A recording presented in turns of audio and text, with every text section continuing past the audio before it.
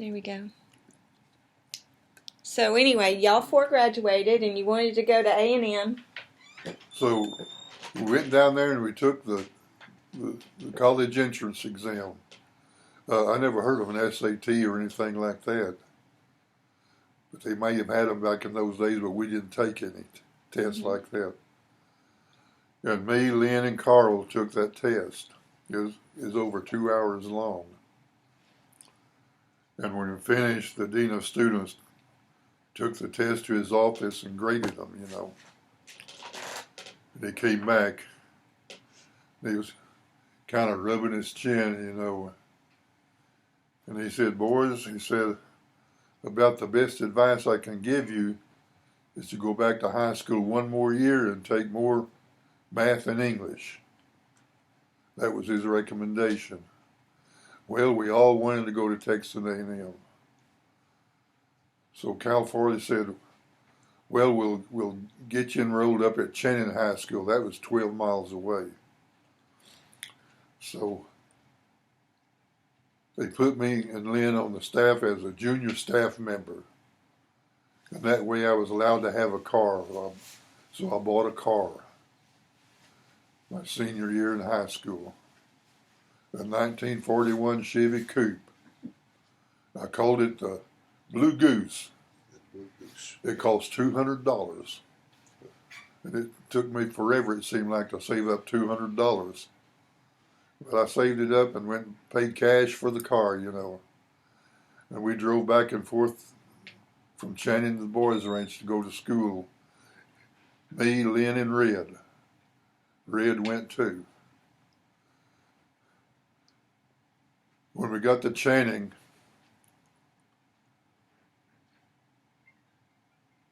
the coach, Coach Kai Sherrod,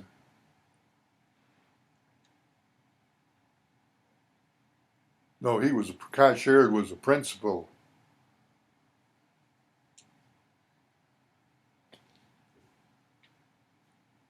Let me back up.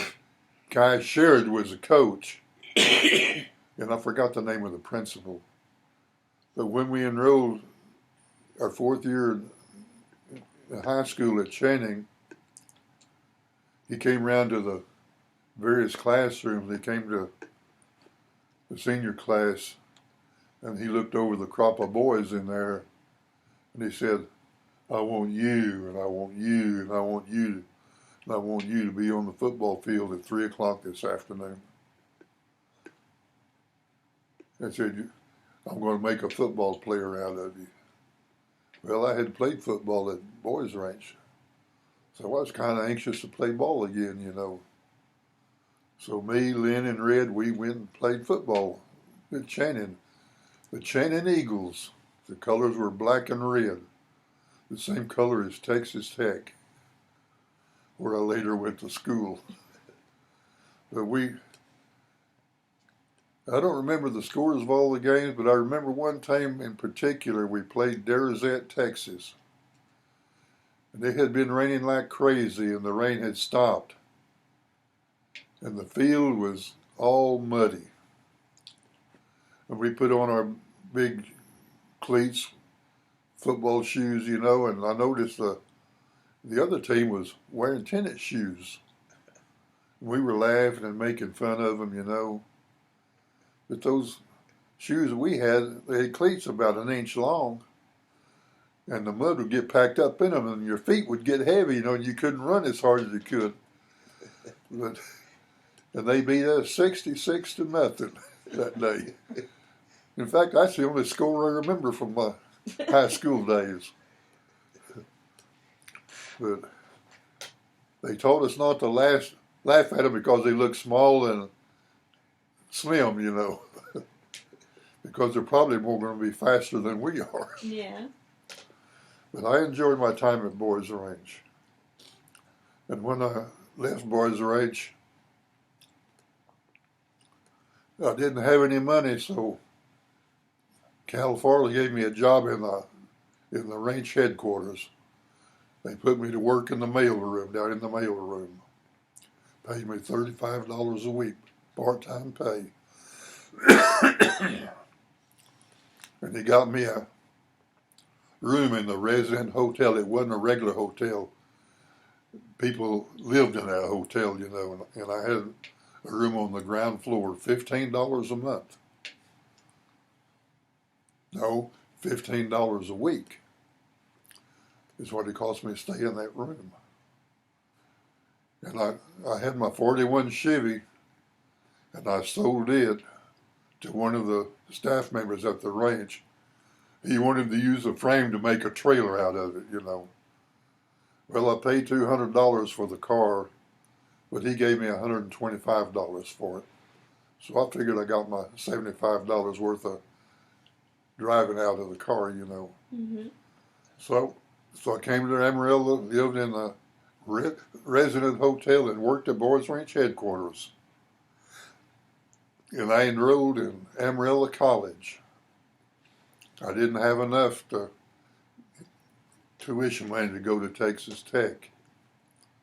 But I remember when I went to enroll, Cal Farley pulled out his billfold and gave me $125 in cash. And that paid for all my tuition and all my books and all my lab fees and everything.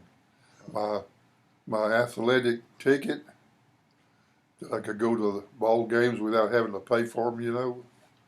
I think the ticket cost $15. So I went to school there the first year. Made good grades, by the way. I made some A's and I made some B's, and I made a couple of C's. I made a C in chemistry.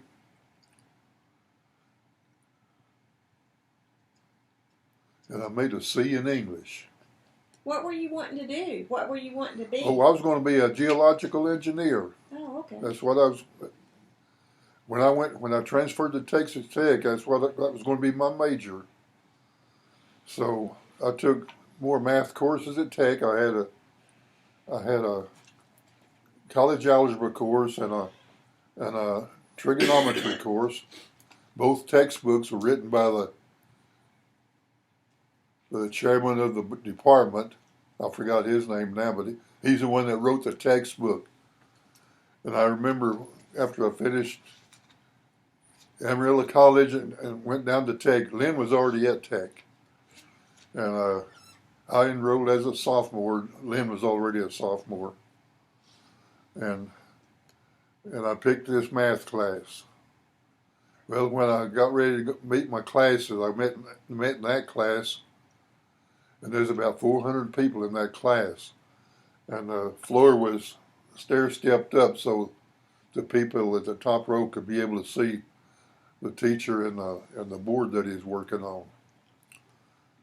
And he had an ashtray on his desk, about that big around, heaped full of cigarette butts. He was a constant smoker, and I smoked at that time too. And he let us smoke in there too. Yeah.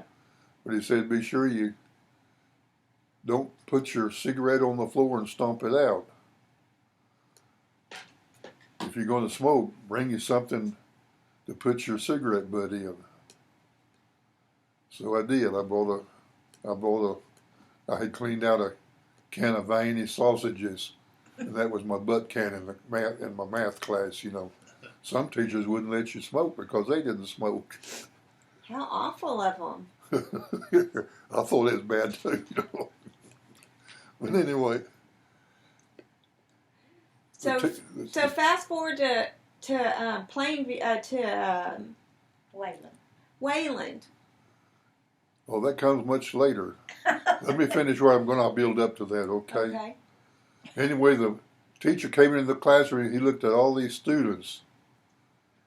And he said, I want everyone to look at the person on your left and the person on your right. He said, those that you see will not be here for the second semester. And by golly, he was almost right, you know, because if everyone that looked to the right and left, that would include me, you know, would drop out of the class, you know. But he thinned the class down by about 2/3. But I stayed in the class until that day at Texas Tech when Gene had come to see me in Lubbock. And we were riding in my car, which was a 46 Ford. And I drove him over the campus and showed him all the buildings and all, you know. And then we got on the expressway. They didn't call it the expressway back then. We just called it the highway. And I was coming down the ramp off the highway to come to the street where I lived on, you know. And my brakes failed. I mean, that pedal went all the way to the floor. And I didn't think to try to use my emergency brake. It wouldn't have done any good because later on I found out the emergency brake didn't work anyway. But I told you, I got to find a way to stop this car. So I saw a tree on the left side of the road. And I said, I'm going to hit that tree. I'm going to hit that tree. Well, I aimed for the tree, but the curb threw my aim off and threw me back across the road, and I sideswiped 6 cars that were parked on the side of the road. And I committed a felony. I left the scene of an accident, you know. But anyway, somebody must have saw me and got my tag number. And my tag was registered in Plainview. And one day I called Mama to see how she was doing, and she said, "Why are the police looking for you? They were here at the house." And I said, "Well, the only thing I can think of is that I had this car accident, and I sideswiped 6 cars, and I didn't have any insurance, and I left the scene of the accident." And she said, "Well, I've got to pay the state of Texas $180 for something like that." Well, she paid it, but I paid her back later. So she got the cops off my back, you know.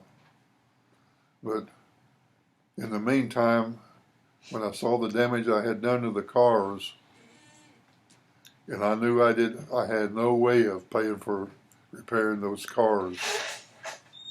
So I went down to the draft board, and I asked him, I said, "How long does it take to get in the Army if you volunteer for the draft?" And he said, "About 30 days. And I said, "I don't have 30 days. So I joined the Army and went to Fort Ord, California to do my basic training. Fort Ord is a beautiful post. I think it's closed down now. But it was right on the beach of Monterey, California. I remember when I reported in there to the Army, it was on a weekend. No, I got there on a Friday. And I rode the train to California, plus me and about 150 other guys were going there too. And they put me in, the draft board put me in charge because I had 1 year of college, you know. So I got to handle all the mess tickets I'd give to the conductor for the meals. How old were you? I was 20 years old when I joined the Army. Okay. And but when I got to California, I remember this little corporal. He rounded us up and put us in some kind of formation, you know, and he started talking to us.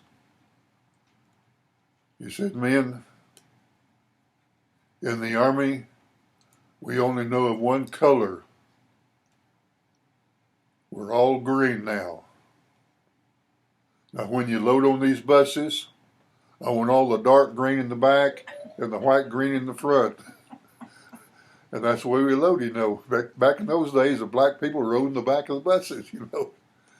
And nobody thought anything about it. So that's where we drove out to Fort Ord, California. And I remember we got there on a Friday, and the drill sergeant that was placing us in our barracks, you know, he said, "How many of you have ever been to San Francisco?" And of course, nobody raised their hand, you know. "Well, how many would like to go to San Francisco?" Well, some of us raised our hand, including me. He said, those of you that want to go to San Francisco that raise your hand, fall out over here. And he dismissed the rest of us.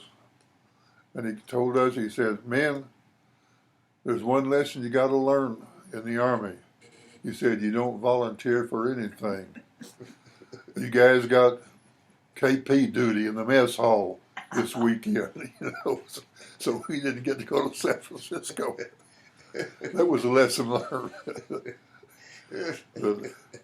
But you know, I enjoyed my time in the military. Boot camp was kind of rough because they got you up so early and all that. They'd get us up at about 4:30 in the morning. Breakfast was at 6. We had to clean our rooms, make our beds where they could pass inspection. Then we fell out for an hour's worth of physical exercise. Then we would have breakfast.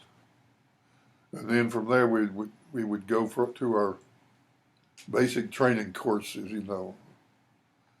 And we learned to march. And we do this, we do the manual of arms and all that, how to salute with a rifle, you know,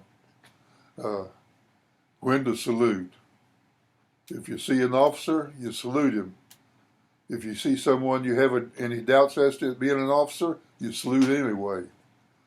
I remember one time I was coming out of the orderly room and there was a second lieutenant fixing to come in, and I was startled, and I saluted with my left hand, you know. He didn't say a word. He saluted back with me with his right hand, you know. But I enjoyed my basic training. I used to hear a lot of people gripe and complain, you know. I guess I complained about some things, you know, but I didn't complain like a lot of the Puerto Ricans. The Puerto Ricans were bad about complaining and telling everybody, we're not even citizens of the United States. We're citizens of Puerto Rico. And one time I asked one guy, I said, well, if you're a citizen of Puerto Rico, what are you doing in this army? Well, I joined. Well, what'd you join for? Well, I needed the money. Back then, the pay wasn't but $76 a month. And with that $76, I bought my cigarettes and bought my beer at the EM Club when I'd go to get a beer, and pay for my laundry and have a bunch left over, you know. But I enjoyed my time. That's where I met one of my best friends, James Calloway. We both went to Camp Gordon, Florida, to the Signal School. We learned... Camp Gordon, Georgia. Camp Gordon, Georgia, down in Augusta. It's called Fort Gordon now. But when we got there, it was called Camp Gordon. They still had the sign up, Camp Gordon, Georgia. And they still had the old World War II barracks there. And we went to school there. And after we finished our schooling there, they appointed both of us to go to instructor school to be able to teach in the school. So I went to instructor school, got my license. I still have my license. It's down the stairs in my desk. My instructor license. And James taught school, in Signal School. We taught electronic theory and vacuum tube theory and circuitry theory and all that, you know. And then a year after I stayed there for a year in the Signal School as an instructor, and then I got orders to go to Vietnam one day. We were all required to fill out what we call the dream sheet. Not Vietnam. Oh, not Vietnam. Korea. Korea. We had to fill out a dream sheet.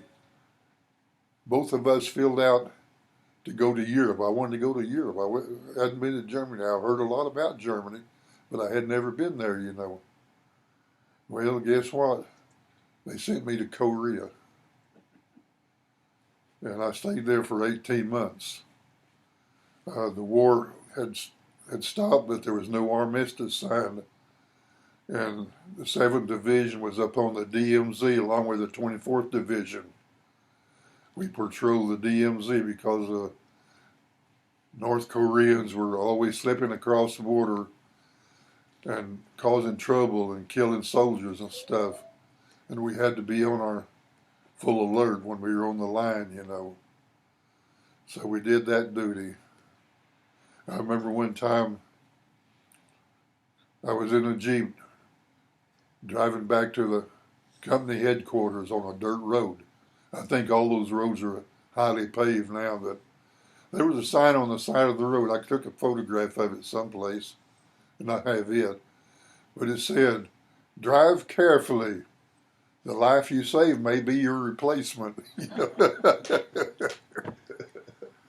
But I didn't really like Korea because I remember the winter of '57. The winter of '57. It was one of the coldest winters in that country's history. It got down close to 30-some degrees below zero. Good. And that wind would blow out of the north, and we had on our Mickey Mouse boots, which were insulated boots, and your feet would still freeze. And we wore a parka to keep warm with, and you had a hoodie over your head with fur on it, and your face would freeze. We had to put on I tie the scarf around my back of my head to cover my nose and mouth, you know. I had to leave my eyes open, but it was rough that winter. I remember one night we had Arctic sleeping bags.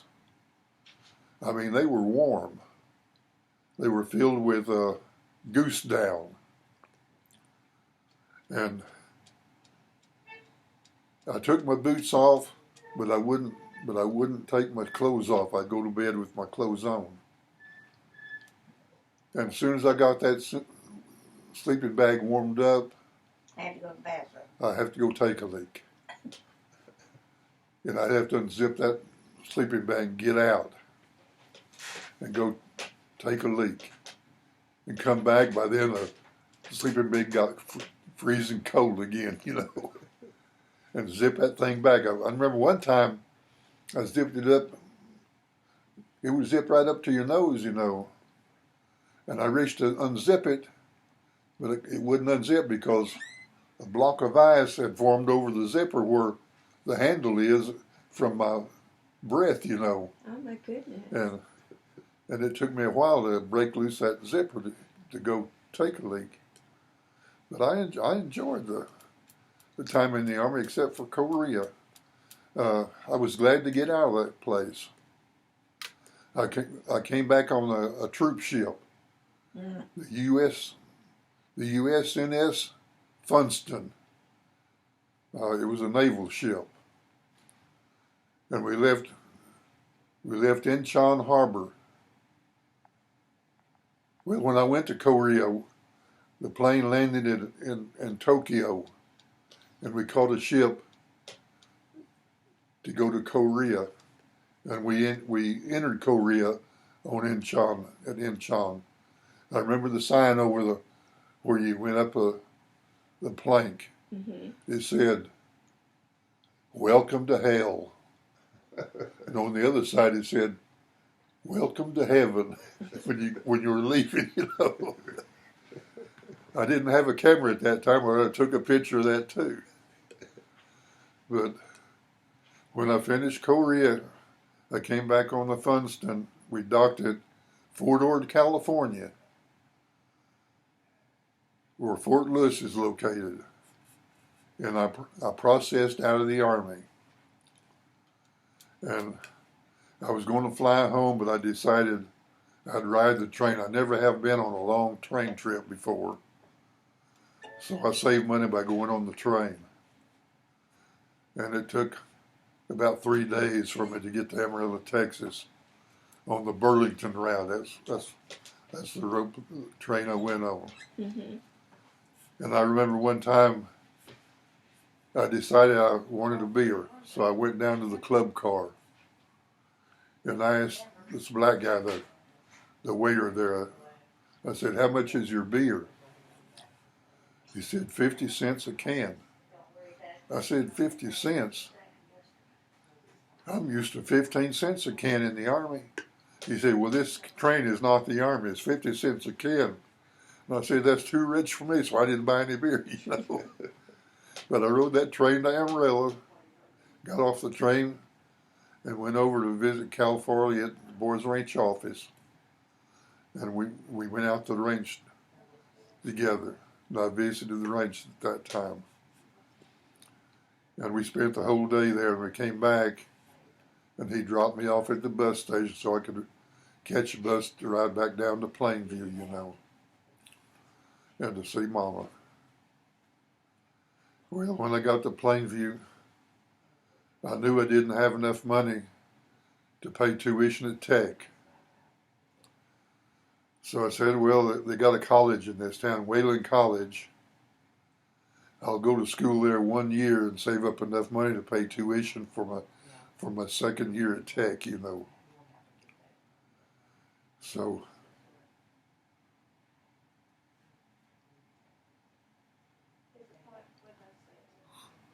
wait a minute, I'm getting some things mixed up.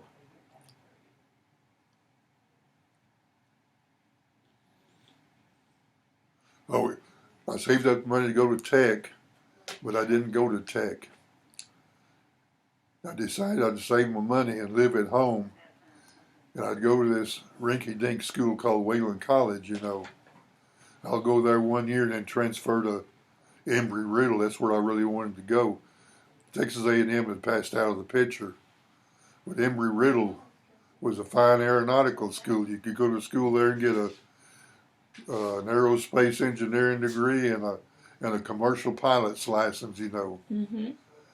But even at that time, the tuition was low, but it was too high for me, you know. Yeah. I know Bradley wanted to go there. Braddock wanted to go there. Mm-hmm. And it was high then. It was much higher than it is when I tried to go. So I enrolled at Wayland. Well, I was anticipating going back to Tech. Well, I met a little girl there one day. I like to go to ball games, but I don't like to go by myself, you know. So I looked around various classrooms and some girls that I had met. And I met one, I can't remember her first name, but her last name was McGrath. And she said she already had a date. But try again, my luck will probably be better next time. So I asked this redheaded girl, well, she had a date too. So I think, well, either I can go by myself or I can find somebody to go with. So I asked one of my friends, I said, what's the name of this blonde-headed girl that's in my measurements class, statistics class? And he said, I don't know, but I'll find out for you. So he found out, he said, that's Laura McCrary. And she lives over in this dorm. I forgot the name of the dorm now. So one day in class, I spoke to her. I asked her, would you like to go to the ball game this week when Wayland is playing so-and-so team? Can't even remember the name of the team now. She said yes, she would go. Well, that was, I don't know whether that was the first date or the second. I know one of the dates we went to the Granada Theater to see John Wayne, Guns of the Timberland, you know. And we had a date there. And I had a car at that time. I had a 1958 blue Renault that I bought right before I got out of the Army. It was a little car, a little blue car. Good gas mileage. And we had dates in that. Sometimes we'd go to the park and sit and talk. Sometimes we'd go to the park and sit in the car and talk. And I'd take her back to the dorm. remember one time I went to the dorm to pick her up, and she wasn't ready. And I told one of the girls there in the lobby, I said, "Tell Laura I'll be back later." And I left, and that broke her up. She started crying. And everything. She told me this later, that I didn't want to see her anymore. But I came back, and we went on a date. So I you remember your mama invited me to a sweetheart banquet on February the 14th at First Baptist Church in Plainview. And I said, "No, I don't want to go to any church banquet." And she said, "Well, if you want to go with me, you're going to have to go." So I said, "Well, in that case, I'll go this one time." So I went to the sweetheart banquet there and enjoyed myself too. Enjoyed the speaker. I don't know what he talked about. Don't even know his name now. But I was concentrating on my date, She was sitting across from me, and I'd eat a little bit, and I'd look at her eat, and she'd watch me eat, and we'd both look at each other, and both of it. I mean, it was a typical date for me. I never had been to a sweetheart banquet before.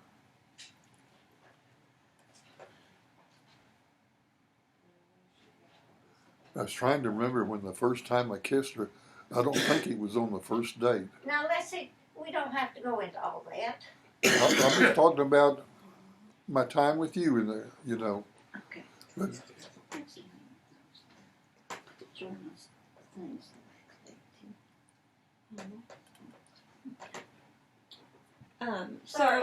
So since we're about to run out of time, take a break. Do you need to go to the bathroom? nope. Okay, just a minute. Because I want to talk